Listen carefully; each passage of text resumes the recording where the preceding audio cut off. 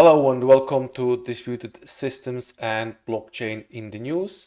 My name is Thomas Bocek, and in this week we are going to look into interesting blogs and articles.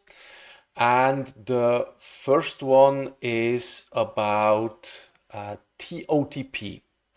And TOTP stands for time-based one-time passwords. And TOTP is used for generating unique temporary passcodes for authentication purposes. Maybe, or most likely you have used this already. And it is based on a secret key and on a shared secret key that you know and the server knows. And TOTP generates a one-time password combining this shared secret key with the current timestamp, which is divided in a fixed interval, typically 60 seconds or 30 seconds. And this ensures that the generated codes are only valid for a short period of time, 60 seconds or a bit longer than that. Which enhances the security by reducing the risk of unauthorized access, because you would need to get to know this shared secret key. And time-based one-time password is commonly used in two-factor authentication systems and is specified in the following RFC here. So that's the RFC 6238, which specifies how this time-based one-time password works. It's rather simple but quite effective. And this article is about TOTP, about free TOTP applications. And last week in the news, I mentioned that Google upgraded its TOTP app. They call it Google Authenticator. And this allows now backups of your shared secret keys.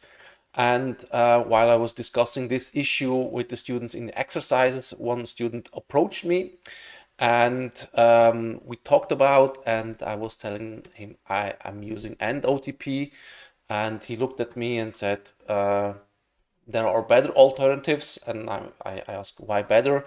So he showed me that OTP, which is this one, is actually archived since June 14th, 2022. So it's no longer being maintained. I'm using this, I'm still using this because it offers a way how to back up safely your key, so you can even encrypt it while you back up it. So that's much more convenient than just syncing it with cloud and you're not sure what happens with your keys. But he then mentioned some alternatives. And last week I stumbled upon this article here also showing the alternatives. And there are two alternatives mentioned for your Android phone, and it's Aegis. It's this one here. The Aegis Authenticator, I haven't used it yet, but I have seen it can import even OTP, which is nice. And the other one is Free-OTP. It's this one here. It's it doesn't have that many features like Aegis, but it's also solid as well. And the author then also mentioned TOTP on the desktop. So if you don't have your phone all the time with you, you can also install this software on the desktop and have these numbers on your desktop. But this defeats a bit the purpose, having this shared secret key on another device. So you will have stored on the same device. However, if you on your phone open a website that also needs 2FA, you have your authenticator app like Aegis or Free-OTP installed on your mobile device as well, then it's again on the same device. The next article is about monoliths are not dinosaurs. It was published on the 5th of May, and it's an article by the CEO from Amazon talking about microservices and monoliths. and he's arguing that you should actually not always choose one or the other, but again, depending on the situation, it might more sense to use microarchitecture or to make more use of a monolith. And in the lecture, I see some students are going in one direction, the other students are going in the other direction, in the direction of microservices, other are building a monolith. Actually, both are okay, and he has some very interesting and good quotes. The first quote is that one. However, I want to reiterate that there is not one architectural pattern to rule them all. So it always depends on the situation, on what you build. And also this sentence I really like here. For example, a startup with 5 engineers may choose a monolithic architecture because it's easier to deploy and doesn't require their small team to learn multiple programming languages, and their needs are fundamentally different than an enterprise with dozens of engineer teams, each managing an individual subservice. And this is true. So I'm working in the startup world, and there we choose simplicity. We want to bring the service, a product, as fast as possible to the market.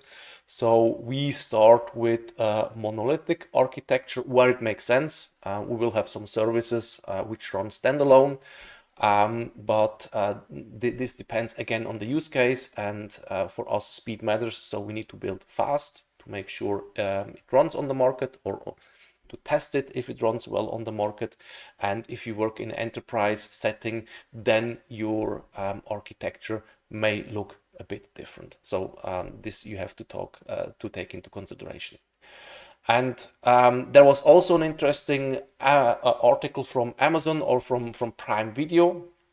It's that one here. It's already a bit older, so it's from March 2023, and they moved from their distributed microservice architecture to a monolith, and they reached higher scale, more resilience, and they reduced costs, and they show how they did it. So this is how their architecture looked like before.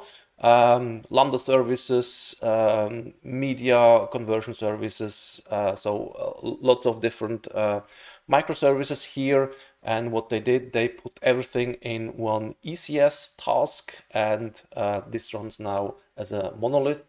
And with that, they were faster, better, and cheaper. And they also can scale.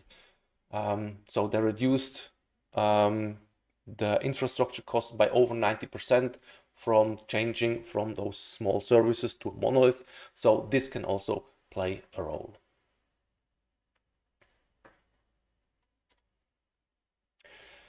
And the last article is about European banks and how millions and billions are drained from the banks. It's the following article here from Reuters.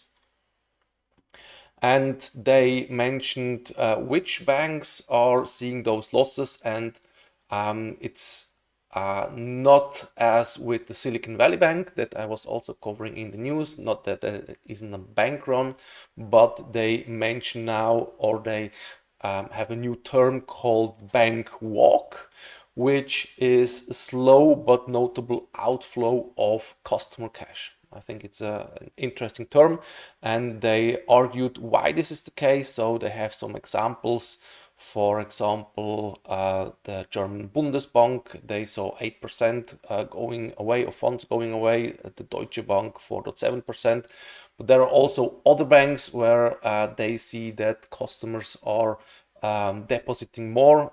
So, for example, Santander, where they saw 6% increase in deposits, but overall it's an outflow, and yeah, they call it slow. They call it a bank walk, which is a slow but notable outflow of customer cash. And what I also found is a very interesting graph about bank failures. I was also mentioning about the Silicon Valley Bank, about the Signature Bank, and now there's even a third bank, and it's this one here, the First Republic Bank.